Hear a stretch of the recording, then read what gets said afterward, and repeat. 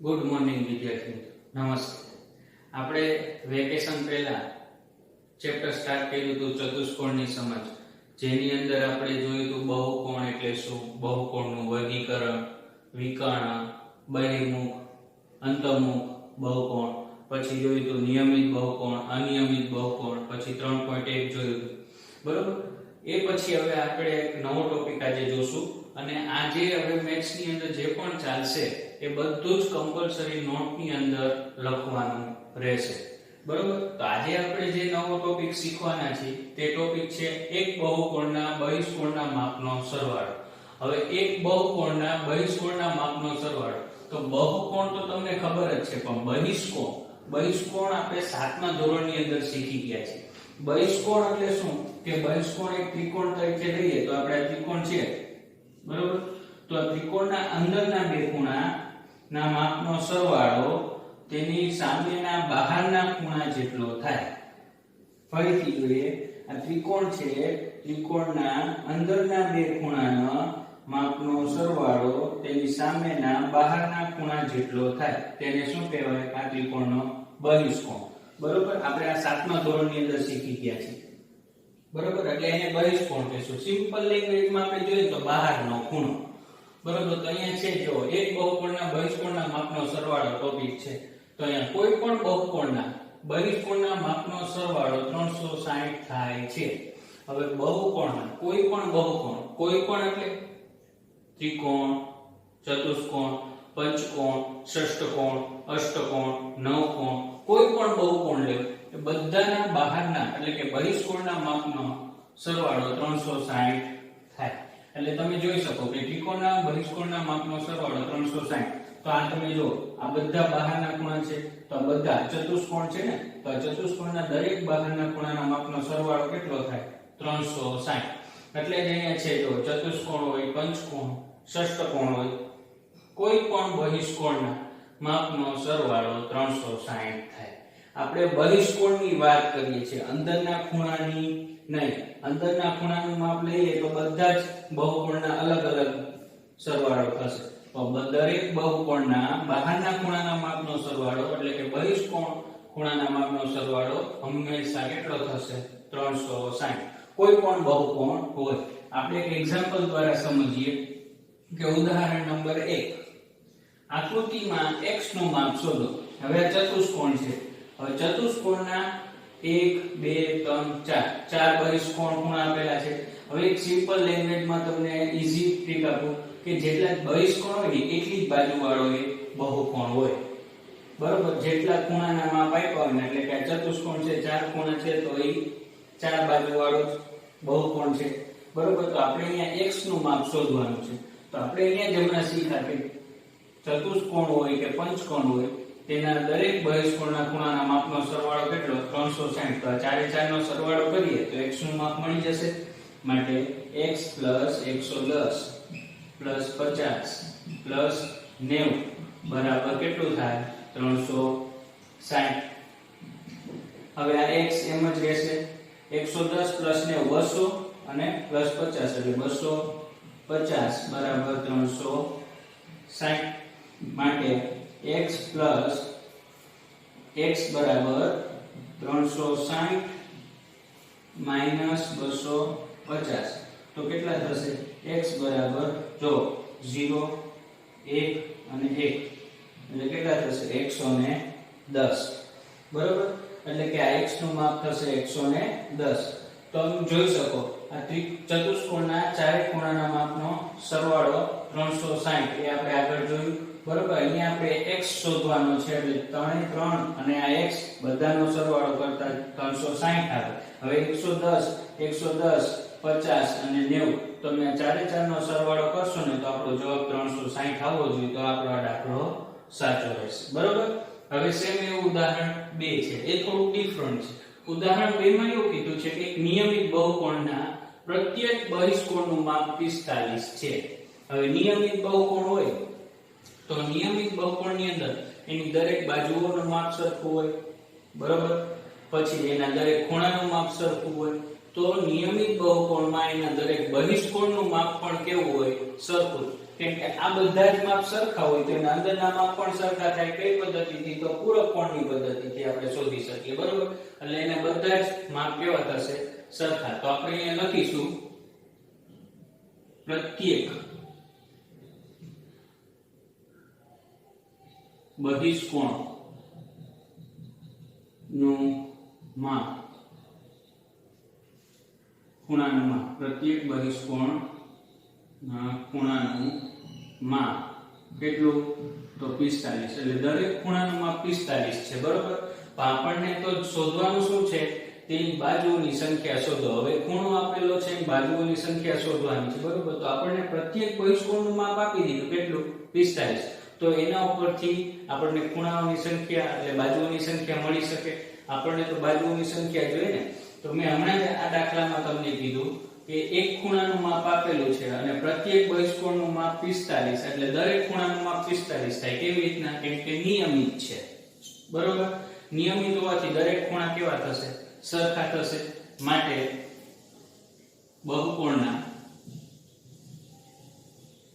બધા જ ખૂણાના બહુકોણના બધા જ બહિષ્કોણ ખૂણાના માપનો સરવાળો કેટલો થશે? તો 360. એટલે કોઈ દરેક ખૂણાના માપનો સરવાળો 360 થશે. આપણી પાસે દરેક ખૂણાના માપનો સરવાળો છે. એક ખૂણાનું માપ એટલે દરેક ખૂણાનું થાય કેમ કે નિયમિત છે. હવે આપણે ટોટલ ખૂણાને ભાગ્યા એક ખૂણા કરશું તો આપણને ખૂણાઓની સંખ્યા મળી જાય. તો મેં હમણાં જ કીધું જેટલા ખૂણા એટલી બાજુ હોય, બરોબર. તો અહીંયા તમે જોઈ શકો કે બહિષ્કોણ ની સંખ્યા, બહિષ્કોણની સંખ્યા તો કેટલું થાય? બહિષ્કોણના દરેક ખૂણાના માપના સરવાળો કેટલો? 360 ભાગ્યા એક ખૂણાનું માપ. તો કેટલા ખૂણા છે? તો 45 * 8 360 થાય, બરોબર. એટલે 8. માટે બહુકોણ ની બાજુની સંખ્યા 8 છે, બરોબર. તો ફરીથી જોઈએ આપણે. જો આ ઉદાહરણ 2 માં એવું કે એક નિયમિત બહુકોણના પ્રત્યેક બહિષ્કોણનું માપ 45 હોય તો તેની બાજુઓની સંખ્યા શોધો. તો અહીંયા પ્રત્યેક બહિષ્કોણનું માપ 45 છે. તો પ્રત્યેક બહિષ્કોણનું માપ 45 કેમ કે નિયમિત છે. નિયમિત એટલે દરેક ખૂણામાં સરખા હોય. તો બહુકોણના બધા જ બહિષ્કોણના ખૂણાના માપનો સરવાળો 360 છે. તો 360 ભાગ્યા એક ખૂણો કરી તો દરેક ખૂણાની સંખ્યા મળી જાય. તો જેટલા ખૂણા હોય એટલી જ બાજુવાળો બહુકોણ હોય, બરોબર. માટે બહિષ્કોણની સંખ્યા 8 છે. તો તેની બહુકોણ બાજુઓની સંખ્યા કેટલી થાય? 8. માટે અષ્ટકોણ છે. શું કયું છે? અષ્ટકોણ. હવે જોશું વિદ્યાર્થી મિત્રો, પ્રયત્ન કરો પેજ નંબર 143, બરોબર. આપણે આગળ જોયું બહિષ્કોણ. તો આ બહિષ્કોણને લગતા એક દાખલા છે. તો ચોપડીનો પેજ નંબર 143 નો પ્રયત્ન કરો છે. એમાં એક એક્ઝામ્પલ છે કે એક નિયમિત ષષ્ઠકોણ લો. હવે આપણી પાસે આ નિયમિત ષષ્ઠકોણ છે. કયું છે? ષષ્ઠકોણ. તમે જોઈ શકો એના દરેક અંતકોણના માપ સરખા છે. દરેક બાજુ પણ સરખી છે. તો અંતકોણના માપ સરખા હોય તો એના દરેક બહિષ્કોણના માપ પણ કેવા હોય? સરખા હોય છે. તો એમાં પહેલો ક્વેશ્ચન એવો છે કે તેના બહિષ્કોણ x, y, z, p, q અને r ના માપનો સરવાળો કેટલો છે? એટલે કે આ x, y, z, p, q, r ના માપનો સરવાળો કેટલો છે? તો આપણે આગળ જોયું આ બધા જ બહિષ્કોણ છે. બહિષ્કોણના કોઈ પણ બહુકોણ હોય તો એના દરેક ખૂણાના માપનો સરવાળો કેટલો થાય? 360. બહિષ્કોણ ખૂણાના માપનો સરવાળો. માટે x + y + z + p + q + r બરાબર 360. તો પહેલા ક્વેશ્ચનનો જવાબ મળી ગયો, બરોબર. આપણે આગળ જ જોયું છે કે બહિષ્કોણ નિયમિત છે એટલે એને દરેક બાજુ, દરેક ખૂણા, દરેક બહિષ્કોણ બધુંના માપ કેવા થાય? સરખા થાય. અંતકોણના દરેક ખૂણાના માપ સરખા હોય, બહિષ્કોણના પ્રત્યેક ખૂણાના માપ સરખા હોય અને દરેક બાજુ પણ સરખી હોય. તો આપણને એવું જ પૂછ્યું છે કે તેના બહિષ્કોણના x, y, z, p, q, r ના માપનો સરવાળો કેટલો? તો x + y + z + p + q + r બરાબર 360. પછી બીજો ક્વેશ્ચન એવો છે કે x = y = z = p = q = r કેમ છે? તો આ નિયમિત બહુકોણ છે, આપણે હમણાં જોયું. તેથી બધી જ બાજુઓના માપ કેવા હોય? સરખા હોય. આ નિયમિત બહુકોણ હોવાથી એની બધી જ બાજુઓના માપ સરખા થશે. અને આ કયું છે? ષષ્ઠકોણ. ષષ્ઠકોણ હોવાથી તેના દરેક અંતકોણના માપ સરખા હોય એટલે એના બહિષ્કોણના માપ પણ સરખા હોય. માટે x y z p q r થાય. એટલે દરેક બાજુઓ સરખી છે. એટલે x y z p q r શક્ય છે. કેમ? કે નિયમિત છે. નિયમિત હોવાથી બધી બાજુઓના માપ સરખા થાય. માટે આ ષષ્ઠકોણ હોવાથી અંતકોણના ખૂણાના માપ પણ સરખા થશે. હવે પ્રશ્ન નંબર 3. નીચેના પ્રત્યેકનું માપ કેટલું થાય? તો અહીંયા પેલું બહિષ્કોણ છે. બહિષ્કોણ એટલે આ બધા જ બહિષ્કોણના માપ સરખા શોધવાના છે. તો અહીંયા આપણે જોયું કે બહિષ્કોણના બધા જ ખૂણાના માપનો સરવાળો કેટલો? 360. તો આપણે પહેલા લખીશું બહિષ્કોણ ના માપનો સરવાળો. તો કેટલો થાય? 360. બહિષ્કોણના માપનો સરવાળો 360. આપણે પ્રત્યેકનું માપ શોધવાનું છે એટલે દરેકનું. આ નિયમિત છે એટલે એકનું શોધી લઈએ તો દરેકનું મળી જશે. માટે ષટકોણ ના પ્રત્યેક બહિષ્કોણ નું માપ.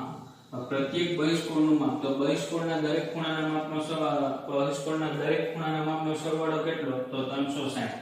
બરાબર. હવે આને ભાગશું કે ને તો ષષ્ઠકોણ એટલે કેટલી બાજુ? 6. આપણને અહીંયા બહિષ્કોણનું માપ શોધવાનું હોય ને તો બાજુ વડે ભાગવાનું, અને બાજુઓની સંખ્યા શોધવાની હોય તો બહિષ્કોણના માપ વડે ભાગવાનું. બરાબર. માટે અહીંયા 6 ષષ્ઠકોણ એટલે કેટલું થશે? 60. એટલે આ ષષ્ઠકોણના દરેક બહિષ્કોણના ખૂણાનું માપ કેટલું હશે? 60. મળી ગયું. હવે બીજો સવાલ શું છે? અંતકોણ. બરાબર. અંતકોણ. તો અંતકોણ શોધવાનું. તો આ બહિષ્કોણનું માપ આપણને મળી ગયું કેટલું? 60. તો આ બંને એક જ રેખા પર આવેલા છે કે નહીં? પૂરક કોણ થઈ શકે. માટે આપણે અહીંયા એમ લખશું અષ્ટકોણ ના પ્રત્યેક અંતકોણ નું માપ બરાબર 180 માઈનસ બહિષ્કોણનું માપ. બહિષ્કોણનું માપ. માટે 180 માઈનસ કેટલું થશે? 60 બરાબર 120. તો આ પ્રત્યેક અંતકોણનું માપ થયું. એટલે દરેક અંતકોણ કેમ કે નિયમિત છે. બરોબર. ફરીથી જોઈએ. નીચેના પ્રત્યેક ખૂણાનું માપ કેટલું થાય? બહિષ્કોણ અંતકોણ. તો બહિષ્કોણનું પહેલા શોધીએ. તો બહિષ્કોણના દરેક ખૂણાના, આ ષષ્ઠકોણ છે, બહિષ્કોણના દરેક ખૂણાના માપનો સરવાળો 360 થાય. હવે આપણે એનો એક બહિષ્કોણનો ખૂણાનું માપ શોધવાનું છે. તો આપણને અહીંયા ખબર છે કયો આકાર છે? ષષ્ઠકોણ. એટલે બાજુઓની સંખ્યા ખબર કેટલી? 6. જો આપણને અહીંયા બહિષ્કોણનું માપ આપ્યું હોય, બાજુઓની સંખ્યા શોધવાની હોય તો બહિષ્કોણના માપ વડે ભાગવાનું, અને જો માપ શોધવાનું હોય તો બાજુ વડે ભાગવાનું. બરોબર. એટલે આપણને માપ મળી જાય. બરોબર. હવે અંતકોણ શોધવાનું. તો એક જ રેખા પર આવેલા છે. આ બહિષ્કોણ મળી ગયો છે તો અંતકોણ મળી જાય કે એક જ રેખા પર આવેલા પૂરક કોણ વાળું સૂત્ર લાગી શકે. પણ આપણે અહીંયા સૂત્રમાં થોડુંક ચેન્જ કરવાનું કે અંતકોણ ખૂણાનું માપ શોધવાનું હોય તો 180 માઈનસ બહિષ્કોણનું માપ. સેમ અહીંયા હું બીજા બે દાખલા આપું છું. આ પહેલો આન્સર છે તે બહિષ્કોણનો અને બીજો આવશે અંતકોણનો. બરોબર. પણ આ પદ્ધતિથી જ આ બે દાખલા કરવાના છે. અહીંયા નિયમિત અષ્ટકોણ છે અને અહીંયા નિયમિત વિષકોણ છે. આ જ બે દાખલા કરવાના છે આ બંનેની અંદર. બરોબર. ઘરેથી ટ્રાય કરજો.